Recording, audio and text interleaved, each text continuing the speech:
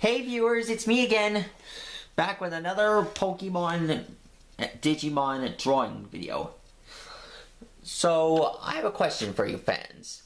Are you familiar with the mythical Pokemon Meltan and how he was revealed in Pokemon Go and Pokemon Let's Go Pikachu and Pokemon Let's Go Eevee? Well, truth be told, Meltan is, well, he's also one of the Pokemon who showed up in Pokemon Sun and Moon Ultra Legends when he was caught by Ash and was friends with Rowlet. And in the show, in order to evolve Meltan, you need to have more than one Meltan at your disposal. And all of them merged into Melmetal, which was his evolved form. And, well, the truth is, you can only evolve Meltan into Melmetal in Pokemon Go. So that's a complete ripoff. Thanks a lot, Game Freak! Anyways, truth be told, Meltan's Hex Nut Screw, it's not exactly part of his body.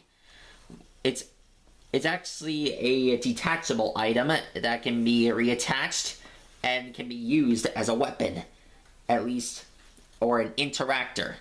You see, drawing him, I start with his eye, then draw the hole, then his hexagon-shaped body.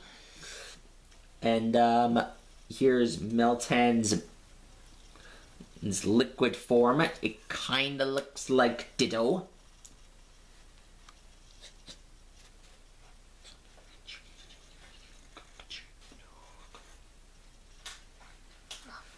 Next up, you just draw his other arm.